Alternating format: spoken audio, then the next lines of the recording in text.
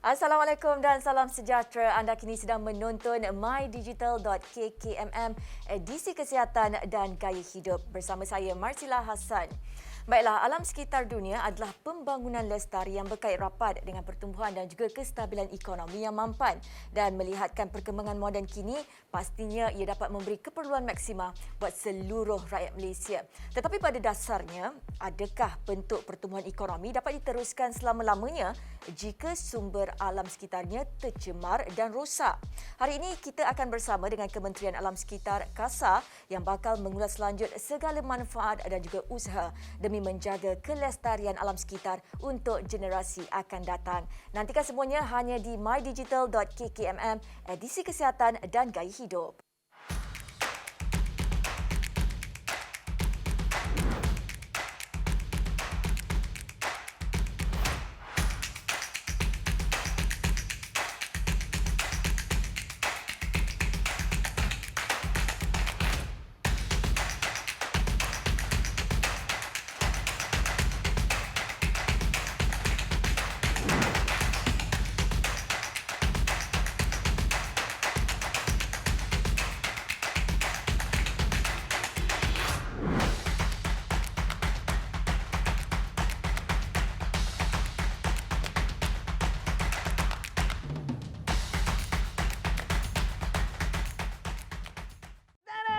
Telefon percuma. Mari. Hebat ni. Bateri boleh tahan 5 hari 4 malam.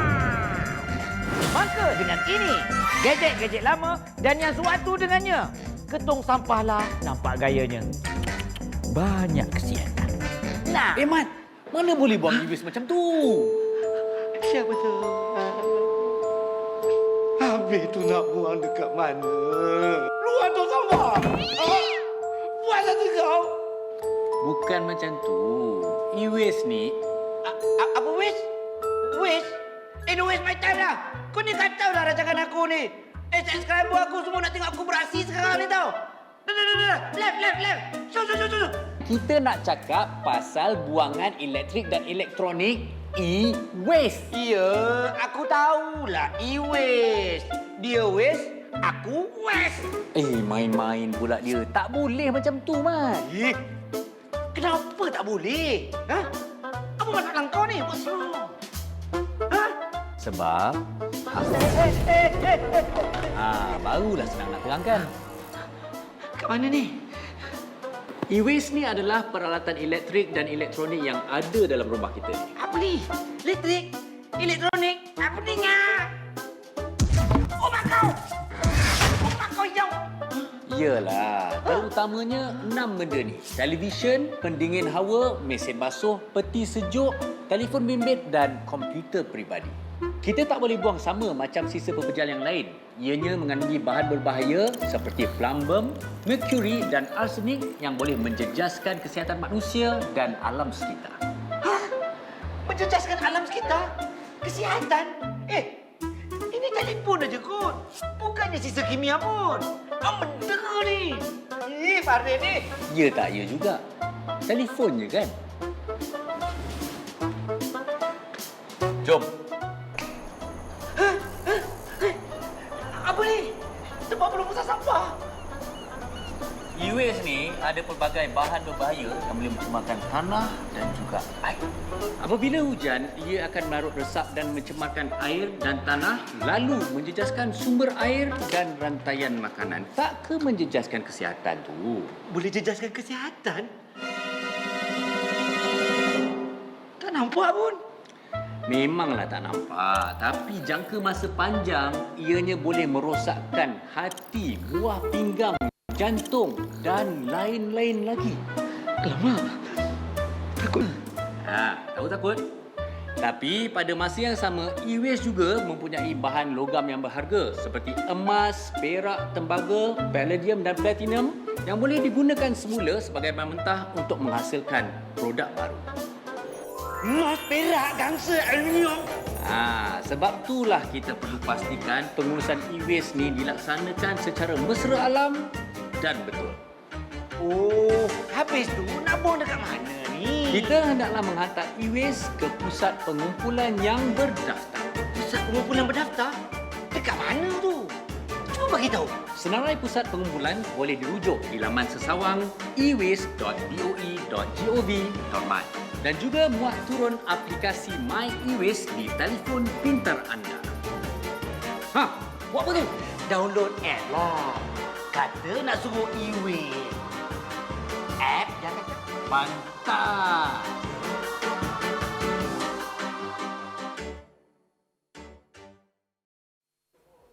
Baiklah, buat pengetahuan anda semua yang sedang menonton, mydigital.kkmm merupakan sebuah inisiatif di bawah Kementerian Komunikasi Multimedia Malaysia KKMM. Selain daripada gaya hidup dan juga kesihatan, kita akan membicarakan tentang pelbagai inisiatif dalam bidang pendidikan, pelancongan, keusahawanan, hiburan, sukan, industri kreatif dan juga teknologi. Untuk ketahui perkembangan terkini, anda boleh layari mydigital.kkmm.my atau anda boleh follow kami di Instagram dan juga Facebook. Baik, seperti yang anda boleh lihat di paparan video sebentar tadi, itulah sedikit sedutan mengenai segmen pertama kita, iaitu pengurusan e-waste di Malaysia. Dan ini pastinya bertepatan dengan apa yang ingin disampaikan pada segmen kali ini yang bakal melibatkan proses sepanjang e-waste ini berlangsung. Dan pada segmen ini juga kita akan berbual mengenai item buangan, kaedah pelupusan e-waste dan juga usaha yang dilakukan dengan kerjasama Jabatan Alam Sekitar ataupun digelar sebagai DOE. Dan untuk ketahui dengan lebih lanjut, bersama saya di studio ketika ini Yang Mulia Tunku Kalkausar binti Tunku Fatahi alias Fati yang merupakan pengarah bahagian bahan berbahaya Jabatan Alam Sekitar JAS. Assalamualaikum. Waalaikumsalam. Selamat datang ke mydigital.kkmm. Terima kasih atas jemputan juga. Sama-sama. Apa khabar? Sihat? Okey, macam inilah. Sihat. Okey, baik. Kita nak bercakap mengenai topik kita pada hari ini kan, mengenai e-waste. Mungkin Tunku sendiri boleh terangkan kepada penonton kita apa itu sebenarnya e-waste. Okey, untuk makluman penmesila dan juga penonton, e-waste ni sebenarnya adalah barang-barang atau bahan-bahan elektronik ya, alat-alat elektronik ataupun elektrik yang kita tak nak gunakan lagi, yang usang dan yang kita nak buang. Okey, jadi e-waste ni kita kategorikan sebagai kod dengan kod SW110 di bawah jadual pertama Peraturan Kualiti Alam Sekeliling Buangan Terjadual 2005 yang mana kita kuatkuasakan di bawah Akta Kualiti Alam Sekeliling lah. Jadi e-waste ni sebenarnya adalah salah satu kategori dalam buangan terjadual. Jadi buangan terjadual ni adalah buangan toksik yang berbahaya lah. Jadi situasi e-waste di Malaysia ketika ini, ada tak apa-apa perundangan yang berkaitan dengan e-waste? Mungkin kalau kita melakukan pembuangan e-waste, kita boleh dikenakan tindakan undang-undang dan sebagainya, bagaimana? Okey. Untuk Malaysia ya, e-waste sebenarnya dikawal di bawah Akta Kualiti Alam Sekeliling tadilah. Okey, tetapi kami lebih mengawal kepada e-waste yang dijanakan oleh industri. Jadi tiada kawalan lagi ataupun tiada peruntukan undang-undang yang mengawal e-waste yang dihasilkan daripada isi rumah. Jadi kalau Puan Masila hasilkan e-waste daripada rumah sendiri kan. Jadi ianya masih lagi belum dikawal oleh mana-mana peraturan di Malaysia. Jadi oleh itu kita nampak e-waste ni kebanyakannya dihantar ke sektor yang informal. Seperti sektor barang lusuh, dia premis-premis barang lusuh, dia pergi jual kat situ, dia pergi hantar dekat situ, ataupun dia buang dekat tong sampah biasa saja, kemudian dikutip oleh lori dan dibuang di tapak pelupusan sampah. Jadi itu yang kita tak nak sekarang ni. Jadi bila kita buat kajian ya dengan JICA, daripada tahun 2011 ya, kita punya kajian dengan JICA dan kita buat prediction ya ataupun ramalan di mana pada tahun 2025 negara Malaysia akan menjanakan sebanyak 24.5 unit juta 24.5 juta unit e-waste. Itu bersamaan dengan 285,000 metrik tan. Okey, tapi dalam tempoh 4 tahun ya, sepanjang kita jalankan kajian, kita ada buat kempen. Jadi sepanjang 4 tahun kempen kita hanya berjaya mengumpulkan dalam 1,000 metrik tan sahaja. Daripada tahun 2016 sampai 2020. Jadi jumlah tu adalah kecil ya berbanding dengan jumlah elektronik equipment yang kita gunakan sekarang. Jadi mana pergi dia yang lain-lain tu kan. Sebab dia punya life span ataupun jangka hayat elektronik device kita ni ada tempoh yang tertentu kan. Jadi pada tamat tempoh tu dah rosak, kita kena buang. Jadi kat mana orang buang sekarang? So kita tak nak e-waste kita ni dibuang merata-rata, termasuk ke tapak pelupusan sampah yang boleh memudaratkan kesihatan orang awam dan juga menjejaskan kita punya kualiti air. Okey, jadi adakah itu antara salah satu sebab kenapa e-waste ni tak boleh dilupuskan di tapak pelupusan sampah yang biasalah? Selain daripada itu? Okey, e-waste ni sebenarnya ada mengandungi bahan-bahan toksik dan berbahaya seperti ada plumbum kat dalam dia ataupun lead dia ada arsenik. Okey, dan logam-logam berat ini sebenarnya boleh melarut resap ke dalam air dan mencemari kita punya air tanah ataupun air sungai kita yang menjadi sumber bekalan air kepada penduduk di Malaysia. Jadi itu kita tidak nak. Tapi kalau e-waste ni juga dibakar, sebab dia ada nak ambil barang-barang yang tertentu dalam e-waste, jadi dia dibakar. Jadi kalau dia dibakar pun dia akan mencemarkan udara kita kerana e-waste sebenarnya dalam e-waste ada flame retardant element. Okey, flame retardant element ni dia hanya melambatkan pembakaran ataupun pembakaran lah. Tapi pada masa yang sama dia masih lagi boleh terbakar. Tapi bila dia terbakar dia boleh membebaskan gas-gas yang lebih toksik dan boleh memudaratkan kesihatan. Dan pada masa yang sama bila kita buat pembakaran dia akan menipiskan lapisan ozon kita. Dan e-waste juga mengandungi precious metal ataupun logam-logam berharga. So itu sebabnya orang tengah berlumba-lumba mendapatkan e-waste sekarang, sebab untuk mendapatkan precious metal ni seperti gold ataupun emas, ada platinum kat dalam tu, ada palladium, ada cuprum. So benda-benda ni boleh diekstrak dan digunakan semula untuk menghasilkan produk-produk baru. Okey, maknanya banyaklah sebenarnya isu-isu lain. Selain daripada itu, ada tak isu-isu lain yang mungkinlah menyebabkan kalau kita e-waste ni tidak diuruskan dengan sempurna, timbul pelbagai isu-isu lain? Okey, mungkin Cik Mazila pernah dengar ya, kita ada kempen-kempen segregate your waste kan. Kita semula 3R apa semua tu kan. Itu adalah untuk sisa pepejal macam plastik.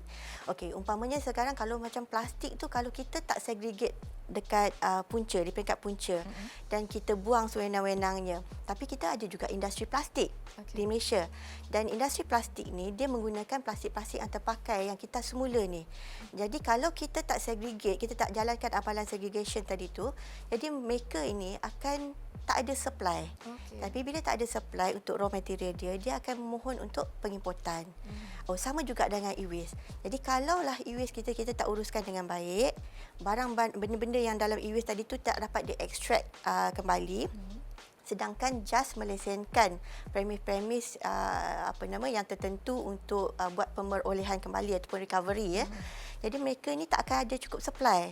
Jadi bila tak ada supply, mereka akan minta untuk import. Jadi kita tak naklah kita jadi tempat pelupusan ataupun tempat pemprosesan e-waste yang dijanakan oleh negara lain. Okey, maknanya kita boleh simpulkan bahawa e-waste ni kita perlu uruskan dengan baik sebagaimana kita uruskan sisa plastik lah. Ya. Okey, baik. Kita nak sambung dulu perbincangan kita, perbualan kita selepas ini. Tapi sebelum itu, apa kata kita saksikan dulu sedutan video mengenai e-waste.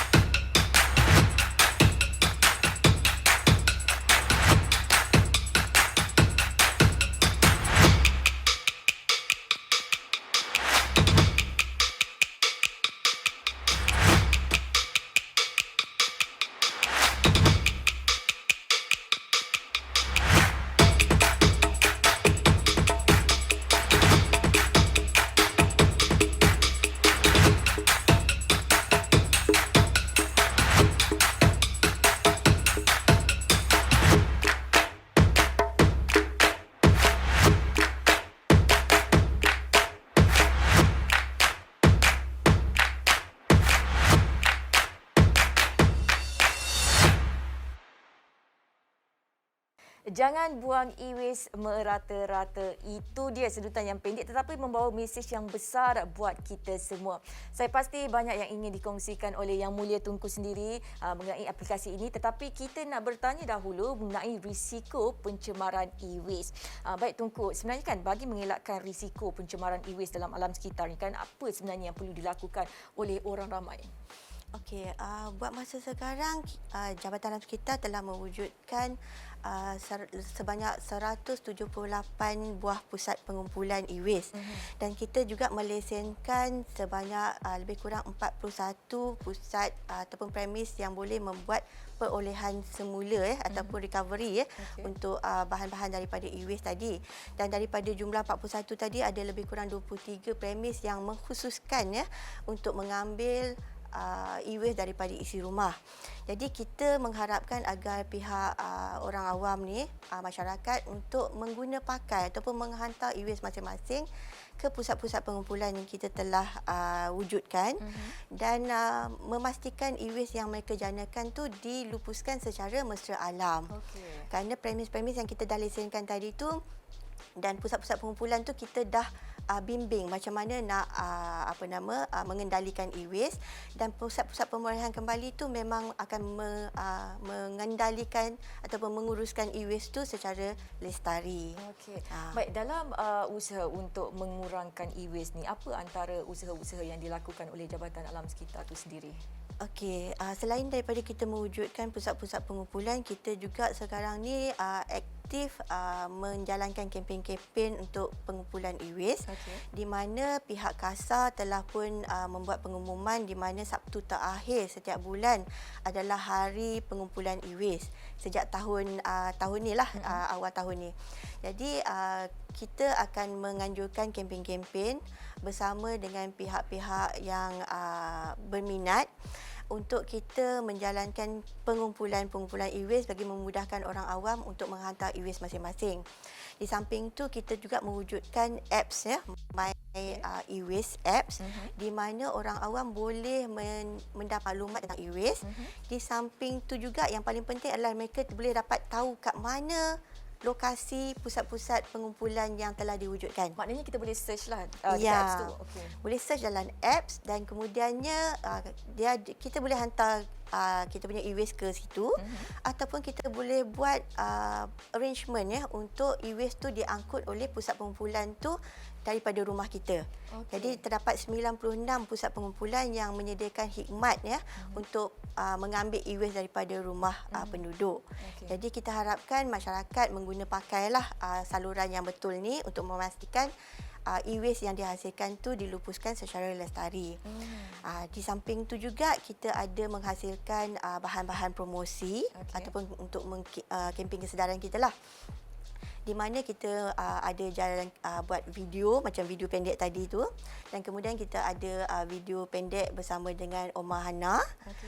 Kita ada pertandingan-pertandingan juga, dan di sini kita mengharapkan agar lebih ramai pihak termasuk NGO, badan-badan bukan kerajaan dan juga pihak-pihak swasta untuk bersama-sama dengan JAS untuk kita mengembangkan sebaran maklumat mengenai keperluan e-waste perlu diuruskan dengan lebih lestari. Okey, baik. Mungkin ada sedikit harapan dan juga pesanan Tunku sendiri kepada yang menonton ini kan. Apa yang ingin Tunku sampaikan kepada pengguna ataupun rakyat Malaysia ni? Okey, e-waste ni sebenarnya adalah buangan terjadual yang kita kawal di bawah Convention Basel juga Convention Basel ni adalah Convention Basel mengenai kawalan pergerakan merentasi sempadan buangan terjadual dan pelupusannya. Dan kita sebenarnya apa-apa yang merentasi sempadan ni buangan terjadual, dia memerlukan konsen daripada negara yang nak bawa masuk ataupun import. Siapa nak eksport dia perlu minta konsen daripada kita dulu. Okey, tapi untuk e-waste, polisi negara adalah kita tak membenarkan e-waste tu dibawa masuk. Jadi kita mohonlah untuk semua ahli-ahli perniagaan di sana, syarikat-syarikat di luar sana yang nak rasa-rasa macam nak mengimport e-waste tu, supaya ambil perhatian tentang polisi kita yang tak membenarkan e-waste dibawa masuk. Itu satu.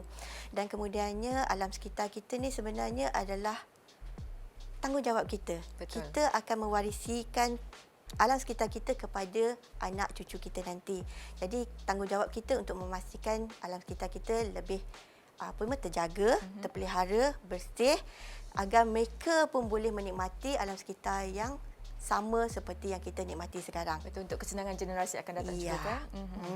Jadi kita mohon untuk semua ahli masyarakat untuk bersama-sama dengan JAS untuk kita memastikan pengurusan e-waste yang kita janakan daripada isi rumah diuruskan secara lestari.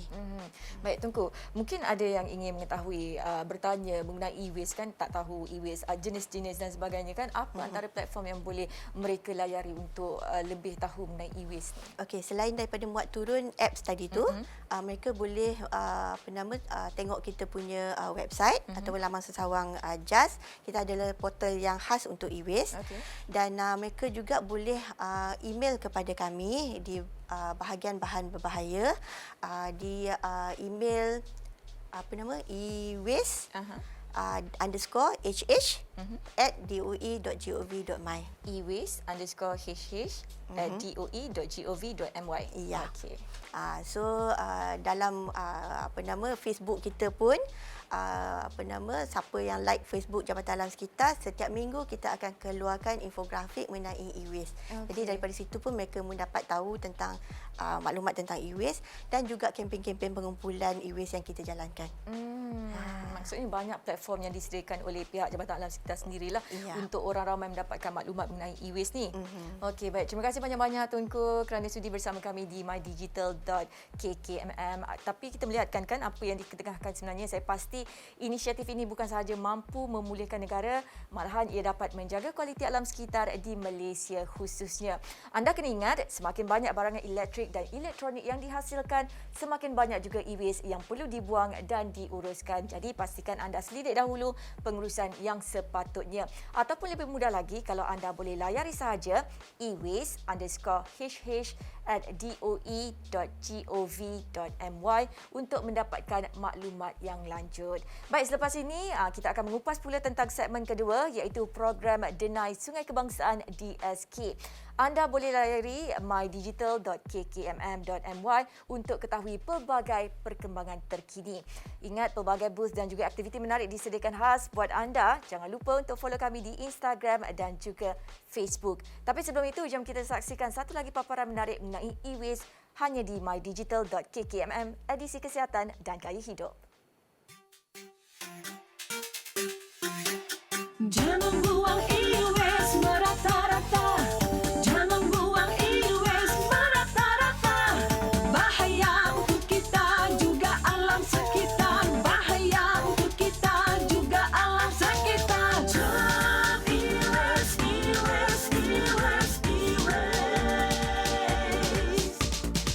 Pemasangan elektrik dan elektronik e-waste mengandungi komponen e-waste.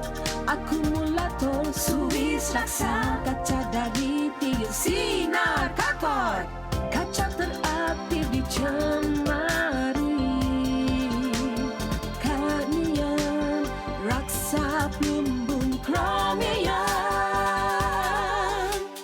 Jangan buang e-waste merata-rata. Jangan buang e-waste merata-rata.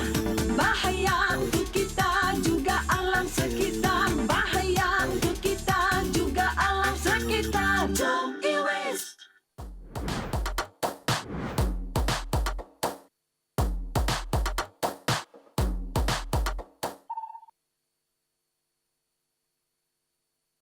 Lindungi kanak-kanak daripada pengantunan dalam talian. Adakah anda pernah dengar mengenai pengantunan dalam talian atau dalam bahasa Inggeris cyber grooming? Pengantunan dalam talian adalah merujuk kepada tindakan pemangsa bermesra dengan kanak-kanak atau mereka yang masih muda untuk tujuan seksual. Pemangsa akan mengkaji latar belakang mangsa yang disasarkan berdasarkan maklumat yang diperolehi di internet dan seterusnya menggunakan aplikasi seperti mesej, video, laman rangkaian sosial untuk berkomunikasi dan berkawan dengan kanak-kanak. Pemangsa kebiasaannya menggunakan identiti palsu seperti menyamar sebagai rakan sebaya. Setelah meraih kepercayaan dari mereka, pemangsa akan memanipulasi dan mengugut kanak-kanak atau mereka yang masih muda ini bagi tujuan seksual. Oleh itu, ibu bapa atau penjaga perlu berbincang dengan anak-anak mengenai isu ini. Beritahu mereka mengenai bahaya perkongsian berlebihan maklumat peribadi dalam talian. Elakkan berbual atau berjumpa dengan orang yang tidak dikenali dan galakkan mereka untuk membuat laporan jika mereka rasa tidak selesa atau tidak selamat. Marilah lindungi anak-anak dari menjadi mangsa pengantunan dalam talian. Klik dengan bijak.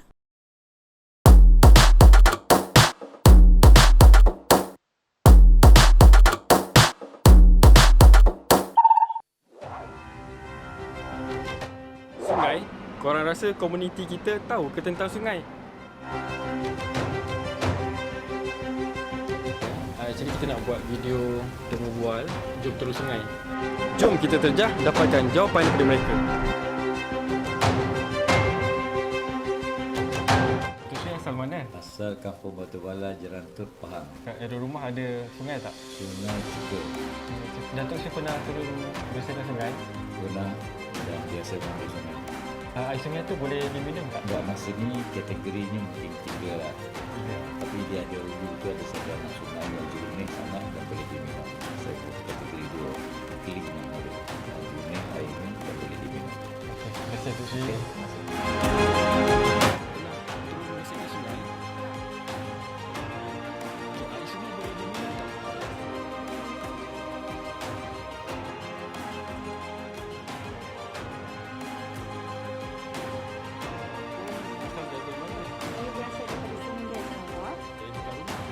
Of course ada. Saya di punca bekaran air. Sungai Semunggai.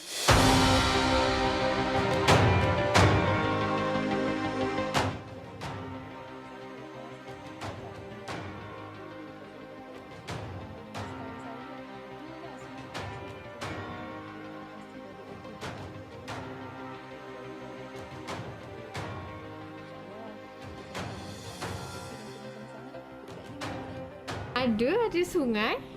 Tapi sungai tu just bukan untuk sungai yang macam rekreasi ke untuk orang turun. Sungai tu bersih. Macam tip tadi. Terima kasih Puan. Alright. Hargai sumber air, alam sekitar, tanggungjawab kita bersama. Kembali bersama saya Marsila Hassan di mydigital.kkmm. Pada segmen pertama tadi kita sudah membincangkan mengenai apakah langkah-langkah sewajarnya usaha yang dilakukan oleh pihak Jabatan Alam Sekitar dan mengapa pentingnya mekanisme pengurusan e-waste ini. Dan kali ini kita akan sambung perbualan kita dengan lebih terperinci di segmen kedua yang akan membincangkan mengenai program Denai Sungai Kebangsaan DSK. Dan untuk pengetahuan penonton semua, program ini merupakan kerjasama UTM bersama Institut Pendidikan Hidrolik Kebangsaan Nahrim. Dan ini pastinya bagi mencapai matlamat kasar untuk menjadikan 10,000 kilometer panjang tebing sungai Malaysia sebagai laluan denai sungai kebangsaan menjelang 2030. Dan untuk membincangkan perkara ini secara lebih terperinci bersama saya di studio ketika ini, Profesor Dr. Azmi Aris yang merupakan pengarah Institut Penyelidikan Kelestarian Alam Sekitar RISE UTM. Selamat datang ke mydigital.kkmm. Apa khabar? Baik, Alhamdulillah. Sihat. Okey, baik Prof. Kalau kita membincangkan topik kita hari ini kan mengenai e-waste dan sebagainya selepas sebentar tadi. Dan mungkin kali ini Prof boleh terangkan latar belakang program Denai Sungai Kebangsaan. Okey. Terima kasih kerana saya sudi menjemput saya ke sinilah. Okey, sebenarnya program Denai Sungai Kebangsaan ini adalah satu program yang tidak juga baru. Sebenarnya diwujudkan oleh pihak KASA sejak few years back, beberapa tahun yang lepas lah. Dan sebenarnya program ni lebih di bawah penjagaan Jabatan Pengairan dan Saliran JPS. Jadi sebenarnya dia lebih kalau dahulunya Denai ni lebih kepada untuk kita beriadah di tepi sungai untuk melihat keadaan sungai. Tetapi program Denai Sungai Kebangsaan yang dimulakan oleh Kementerian Alam Sekitar dan Air pada Januari 2001 sebenarnya lebih untuk menjadikan Denai ini bukan saja sekadar untuk ruang riadah, tetapi juga untuk membantu kerajaan dalam menangani masalah-masalah pencemaran sungai. Kerana kita sedia maklum akhir-akhir ini banyak isu-isu pencemaran yang berlaku yang menyebabkan air tak boleh diminum, menyebabkan loji rawatan air ditutup dan sebagainya. Jadi dan kebanyakan pencemaran itu berlaku berhampiran dengan sungai. Contohnya tong bahan cemar itu dicampakkan di tepi sungai. Jadi dengan adanya Denai Sungai Kebangsaan yang dilalui ataupun digunakan oleh penduduk tempatan, dia juga boleh membantu kerajaan dalam memantau pencemaran sungai daripada berlaku dengan lebih berleluasa lah. Okey, baik Prof. Kalau mungkin Prof boleh kongsikan kepada kita semua dan yang juga sedang menonton ini, apa antara usaha yang ataupun langkah yang dilakukan oleh UTM sendirilah dalam menyokong Denai Sungai Kebangsaan ini? Okey. Sebenarnya banyak juga aktiviti yang kita buat berhubung dengan sungai itu sendiri. Banyak kajian-kajian yang kita buat untuk melihat kualiti sungai, untuk melihat punca-punca pencemaran sungai dan juga untuk melihat terutamanya sejauh mana sungai kita ni mampu menerima beban-beban pencemaran. Okey. Dan bagi sudut Denai Sungai Kebangsaan, bukan sahaja UTM tapi banyak universiti-universiti dan institusi yang lain yang terlibat sama dalam membantu kerajaan untuk bergotong royong membangunkan Denai Sungai Kebangsaan inilah. Okey. Jadi ini sebenarnya inisiatif yang bagus di mana melibatkan bukan sahaja pihak kerajaan tetapi juga institusi-institusi lain, malah masyarakat juga dalam memantau ataupun melihat keadaan sungai kita. Salah satu usaha yang baik kerana semua pihak, semua lapisan masyarakat mengambil inisiatif lah. Betul, dalam membantu membersihkan sungai dan sebagainya. Baik, Prof, banyak sebenarnya yang kita nak kongsikan, nak borakkan selepas ini, tapi apa kata sebelum itu, kita saksikan dulu serutan ini.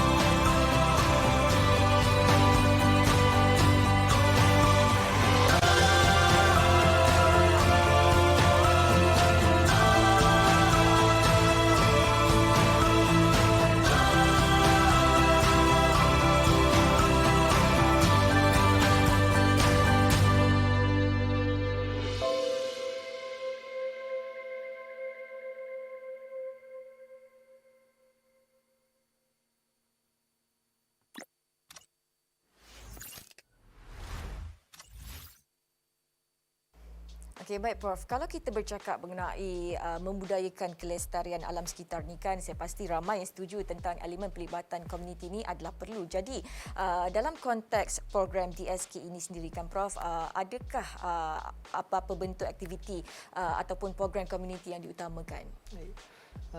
Jadi sebenarnya kita memang sangat tepat sekali lah di mana penglibatan komuniti ini sangat penting dalam memelihara kelestarian sungai. Sebab kalau kita lihat komuniti memainkan peranan yang penting bagi memastikan sampah-sampah sarap itu tidak dibuang ke dalam sungai, dan komuniti juga memainkan peranan yang penting dalam memberi aduan kepada agensi-agensi kerajaan sekiranya berlaku pencemaran. Dan yang penting sekali dalam komuniti ini sebenarnya ialah untuk meningkatkan kesedaran mereka tentang pentingnya untuk menjaga sungai. Jadi aktiviti-aktiviti yang diadakan untuk Denai Sungai Kebangsaan ini sebenarnya bersama-sama melibatkan komuniti itu sendiri untuk turun ke sungai, membersihkan sungai, bergotong royong membersihkan sungai supaya ada perasaan sayang pada sungai itu. Kerana mereka sama-sama terlibat dalam menjaga sungai tersebut. Dan pada masa yang sama juga banyak aktiviti sebenarnya yang boleh, program-program yang boleh dibuat, termasuklah program meningkatkan kesedaran dengan ceramah-ceramah ataupun aktiviti-aktiviti yang secara tidak formal yang kita buat, di mana ini akan seperti yang saya kata tadi mendekatkan masyarakat tu lebih kepada sungai dan supaya mereka faham yang sungai ini bukan sekadar untuk mereka lihat dia sebagai satu yang tak berfaedah, kerana kita faham di Malaysia ni air memang datang daripada pipe. Betul. Jadi kadang-kadang kita tak nampak apa kepentingan sungai itu. Padahal sungai inilah sebenarnya nadi kepada kehidupan dan bukan saja untuk kita sebagai manusia tetapi juga untuk ikan-ikan dan sebagainya. Jadi aktiviti-aktiviti yang melibatkan pendidikan semuanya perlu dibuat bukan saja dalam bentuk secara formal tetapi juga secara tidak formal di mana masyarakat turut ke sungai untuk melihat apa yang ada di dalam sungai. Saya kira apa yang paling penting adalah dengan memberi kefahaman kepada masyarakat itu sendiri kan. Betul ya. Okey, baik Prof. Difahamkan mungkin Prof boleh kongsikan beberapa lokasi denai yang telah dipetakan. Difahamkan ada 6 lokasi utama ya. Ya betul. Jadi ada 6 lokasi denai yang kita telah bangunkan untuk apps yang nanti kita akan bincangkan lagi. Yang pertamanya yang tadi yang kita lihat tadi itu ialah Sungai Langat di Alu Ilmu UKM. Kita ada Sungai Gong di Rawang, kita ada Sungai Pengkalan Datu di Kelantan. Kita ada sungai di UTM, Sungai dan Tasik di UTM. Kita ada Sungai Kelang di kawasan Malawati dan juga Sungai Damansara di MSU. Jadi inilah dia 6 sungai yang kita jadikan kita punya pilot untuk untuk kita membangunkan apps MyDSK itulah. Okey, baik Prof. Pastinya dalam melakukan penyelidikan ni kan banyak cabaran yang perlu dihadapi. Jadi dalam menepani revolusi 4.0 apa antara cabaran-cabarannya? Okay. IR 4.0 ni sebenarnya satu yang memang banyak mengubah kehidupan kita. Cara kita bekerja, cara kita menjalankan kita punya perniagaan, even cara kita menjalankan urusan harian kita memang dipengaruhi oleh IR 4.0 ni. Dan dalam konteks melestarikan sungai ni sebenarnya pun banyak aspek IR 4.0 ni yang kita boleh gunakan bagi memudahkan kerja-kerja pihak di Jabatan Alam Sekitar sendiri. Contohnya, kalau selama ini pihak Jabatan Sekitar mungkin memantau sungai itu untuk sela masa tertentu. Jadi dengan adanya IR 4.0, benda ni boleh dibuat dengan lebih kerap, boleh dipantau melalui drone contohnya, boleh dipantau menggunakan satelit dan sebagainya, dan maklumat itu boleh disebar luaskan dengan pantas. Jadi dalam aspek penyelidikan, saya rasa ialah sejauh mana kita sebagai penyelidik nak berfikir di luar kotak. Betul. Kerana banyak perkara yang kita lihat hari ini, benda yang kita tak pernah fikirkan pun pada masa benda ni berlaku. Tak pernah siapa pun terfikir yang kalau saya mengajar, tak pernah terfikir yang sekarang ni kita akan mengajar di depan komputer sebenarnya. Tak ada mengajar dengan anak murid lagi. Betul. Of course, COVID memainkan peranan dalam merealisasikan perkara itu. Jadi perkara-perkara yang inilah yang kita banyak yang kita memang di luar pemikiran kita dan kita perlu lebih kreatif untuk memikirkan apakah aspek IR 4.0 ni yang boleh digunakan dalam membantu aktiviti-aktiviti ataupun penyelidikan yang boleh merealisasikan melestarikan sungai kita. Okey, baik Prof. Itu dia sedikit perkongsian yang begitu informatif daripada Profesor Dr. Azmi Aris mengenai program Denai Kebangsaan, dan seperti yang dikatakan tadi, pelbagai aktiviti dan juga program komuniti diutamakan untuk menjaga pemuliharaan sumber asli, dan ini pastinya berdepatan dengan usaha menggalakkan 3R iaitu reuse, reduce dan juga recycle. Ke arah matlamat jangka masa panjang demi Malaysia yang lebih sihat dan juga sejahtera. Masih banyak lagi sebenarnya yang kita nak bualkan bersama Profesor, tapi sebelum itu Prof, kita nak berehat seketika. Sekembalinya nanti kita akan berkongsi dengan lebih lanjut mengenai aplikasi sokongan MyDSK pula. Jangan ke mana-mana, kembali lagi selepas ini.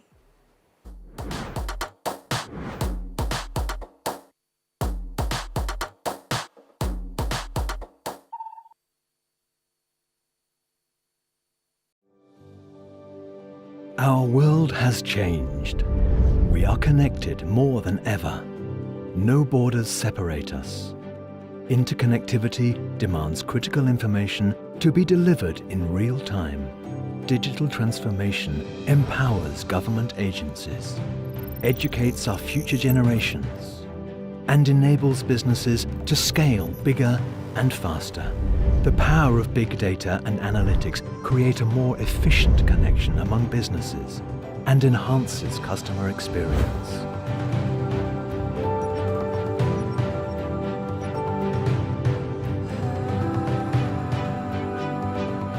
It takes a trusted partner to aggregate data in real time, process information securely, and deliver the right solution professionally, on demand, on time.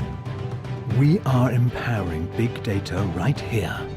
We are committed to delivering critical data unlike any other by enabling complete digital solutions.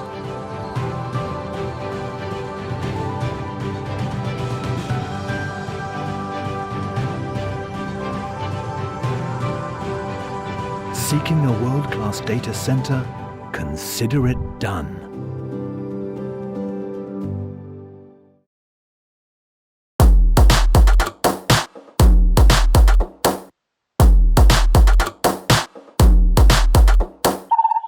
Terima kasih kerana masih lagi setia bersama saya di mydigital.kkmm. Baik, pada segmen pertama dan kedua tadi, kita dah berbual mengenai e-waste bersama aplikasi yang ditawarkan dan program Denai Sungai Kebangsaan. Dan di segmen ketiga ini, kita nak berbual lebih dalam lagi mengenai aplikasi sokongan MyDSK yang seperti dikatakan tadi. Dan difahamkan ia membawa fungsi media untuk penyebaran maklumat berkaitan pencemaran air dan juga alam sekitar. Dan bagi mengupas topik ini, masih lagi bersama saya di studio ketika ini Profesor Dr. Azmi Arif. Okey, Prof, difahamkan pihak UTM sendiri membantulah pihak Nahrim ni untuk membangunkan aplikasi mudah alih ataupun mobile apps sebagai salah satu usahalah menyokong pelaksanaan program MyDSK ini. Mungkin Prof boleh jelaskan sedikit mengenai aplikasi tersebut. Baik. Okay, MyDSK ini adalah satu aplikasi seperti yang disebut tadi untuk membantu kerajaan merealisasikan hasrat 10,000 kilometer denai sungai kebangsaan. Jadi bila kita dah ada banyak denai sungai kebangsaan, banyak denai lah. Jadi bagaimana caranya pengguna nak tahu di mana denai itu berada? Okey. Jadi dia perlu ada platform untuk melihat perkara itu, apa kemudahan-kemudahan yang ada di denai-denai tersebut. Jadi inilah apa yang kita lakukan di dalam MyDSK. So melalui MyDSK, pengguna boleh tahu di mana denai yang berhampiran dengan mereka, apakah kemudahan-kemudahan yang ada di denai tersebut, dan dia boleh juga sebenarnya review denai itu. Okey tak okey, dia boleh masukkan, dia boleh komen dan dia boleh ambil gambar dan upload di dalam apps tersebut. Dan yang lebih penting lagi sebenarnya melalui apps tersebut, pengguna boleh membuat laporan. Kalau dia nampak ada pencemaran berlaku, dia boleh ambil gambar, mungkin dia boleh set location dia, capture screen dan hantar di dalam salah satu dia punya fungsinya, dan maklumat itu akan disampaikan kepada pihak yang berkuasa. Okey, maknanya paling penting sekali untuk pengguna lah yang ataupun pengguna sungai itu sendiri yang melihat contohnya ada pembuangan sampah dan sebagainya, terus tangkap gambar send dekat apps itulah. Ya, betul. Okey, jadi sebagai antara individu lah yang terlibatkan dalam pembangunan aplikasi ini, adakah Prof melihat bahawa ini memberi impak yang signifikan kepada kelestarian sungai? Saya rasa bukan saja apps ni saja, tetapi MyDSK itu sendiri memang pada saya adalah satu yang sangat-sangat membantu kita dalam pemantauan sungai. Seperti yang saya sebut sebelum ni, masyarakat kita sebenarnya tidak merasai sungai itu sebagai hak mereka ataupun milik mereka. Mereka rasa sungai itu macam bukan saya punya, saya dapat air daripada pipe, sungai itu kerajaan lah punya, kerajaan lah jaga. Jadi program mewujudkan denai sungai kebangsaan di mana melibatkan semua pihak, bukan saja orang awam tetapi juga NGO dan juga agensi-agensi yang berlainan, semuanya sama-sama terlibat untuk membangunkan denai sungai kebangsaan ini. Dan apps ini membantu kerana melalui apps inilah orang ramai boleh saling memberikan maklumat, input terhadap denai sungai ini, sama ada even kalau mereka suka ataupun tak suka, ataupun mereka rasa ada penambahbaikan yang perlu dibuat, di situlah mereka akan memberi input. Dan pada pandangan saya, bila perkara ini rancak berlaku, maka lama kelamaan dia akan mencapai matlamat kewujudan denai sungai kebangsaan itu untuk memantau keadaan sungai kita lah. Jadi apa yang perlu dilakukan oleh masyarakat adalah dengan muat turun aplikasi MyDSK. Betul. Okey, di mana mereka boleh dapatkan aplikasi tersebut? Buat masa ni kita hanya membangunkannya di bawah platform Android. Jadi kalau dia pergi ke Google Store, kalau dia Google My DSK, dia boleh jumpalah. Okey. Dan boleh download. Jadi untuk guna tu dia perlu mendaftar, dia register dan masukkan dia punya email address dan sebagainya. Once dia log in, dia boleh buat aduan dan sebagainya lah. Apa yang selainnya selepas itu boleh dibuat. Kalau dia tak mendaftar, dia boleh gunakan sebahagian daripada fungsinya, tapi dia tak boleh nak buat aduan dan lain-lain fungsi yang lebih detail lagi lah. Satu langkah yang mudah untuk kita sama-sama melestari dan juga menjaga sungai kita kan? Betul. Okey, baik Prof. Banyak lagi sebenarnya yang kita nak borakkan selepas ini. Apa kata kita saksikan dahulu sedutan video ini.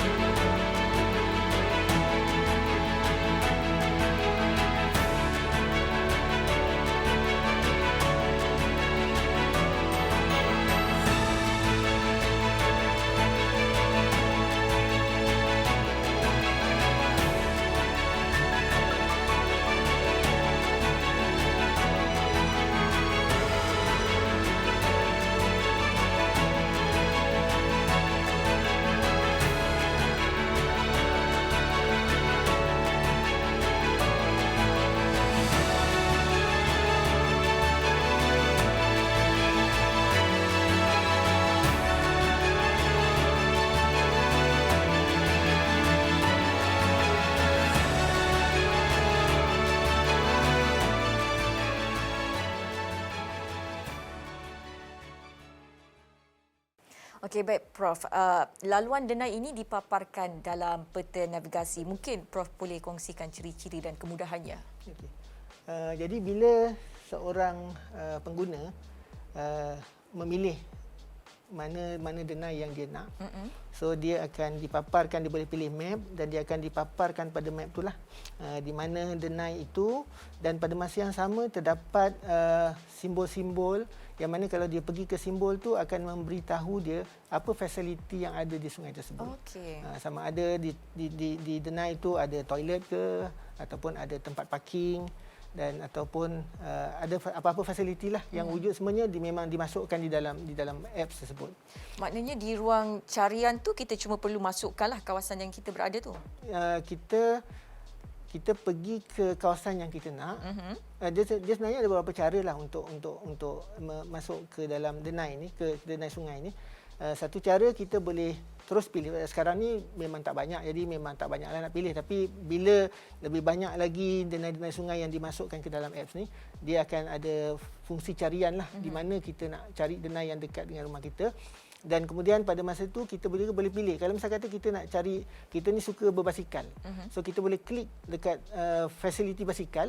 So dia akan senaraikan denai-denai mana yang ada fasiliti untuk berbasikal. Okey. Kalau misalnya kata dia minat pada benda lain, ada beberapa fungsi lain yang dia boleh pilih lah untuk cari ikut selera masing-masing. Oh, maknanya memudahkan kita lah untuk merancang. Kalau kita nak berbasikal di denai itu, kita boleh tahu denai mana satu lah. Ya, betul. Okey. Dan setiap denai ni sebenarnya dia contohnya lah macam denai di UTM, dia sebenarnya denai yang terdiri daripada banyak sub denai. Okey.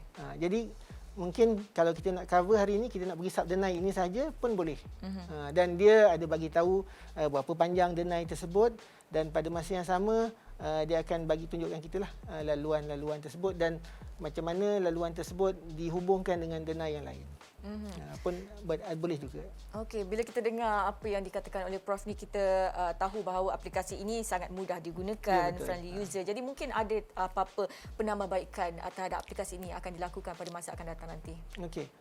Satu penambahbaikan yang memang kita harap dapat kita buat ialah menambahkan bilangan denai dalam apps tersebut lah. Kerana sekarang ni kalau saya tak silap pada tahun 2001 sahaja ada 1000 kilometer denai yang telah dibangunkan. Jadi denai-denai ini masih lagi tidak ada di dalam kita punya apps. Jadi itu yang perlu kita buatlah. Selain daripada itu, seperti yang saya katakan tadi, bila denai dah banyak, macam mana nak cari di mana kita boleh dapatkan denai yang kita nak lah. Mungkin kita nak pergi hari ni, saya nak pergi bercuti di Johor Bahru. Jadi saya nak identify di mana denai di Johor Bahru. Jadi fungsi-fungsi ini juga kita akan tambah lah untuk memudahkan lagi pengguna mencari denai yang mengikut minat dan selera mereka.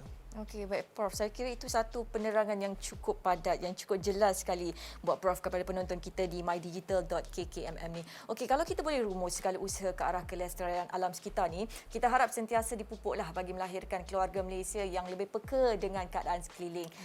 Ini memandangkan negara kita pun sudah menjengah ke arah globalisasi moden dan pastinya banyak peralatan baru yang akan diperkenalkan. Oleh itu, pastikan anda sentiasa pelihara alam sekitar dan denai sungai kita. Jadilah rakyat yang bertanggungjawab untuk kebaikan generasi akan datang. Kita sudah sampai di penghujungnya Prof, dan kita nak ucapkan terima kasih juga kepada anda yang setia menonton kami, dan terima kasih juga buat Prof kerana sudi bersama kita, dan terima kasih juga kita nak ucapkan kepada tetamu kita hari ini, iaitu Yang Mulia Tunku Kalkausar binti Tunku Fatahi alias Fati, yang merupakan pengarah bahagian bahan berbahaya Jabatan Alam Sekitar JAS, dan tak lupa juga kepada Profesor Dr. Azmi Aris yang merupakan pengarah Institut Penyelidikan Kelestarian Alam Sekitar RISE UTM. Ingat, selain daripada edisi kesihatan dan juga gaya hidup, pelbagai lagi kategori yang akan kita bincangkan, antaranya teknologi, pelancongan, pendidikan, keusahawanan, industri kreatif, hiburan dan juga sukan. Terdapat juga booth untuk anda lawati di mana sahaja anda berada bila-bila masa. Segalanya di mydigital.kkmm.my, memacu aspirasi digital negara. Sebelum itu kita ucapkan terima kasih banyak-banyak sekali lagi kepada Prof. Nantikan episod seterusnya. Dengan itu, Assalamualaikum dan bye. Lupa nak beritahu. App ni dah dilanjutkan.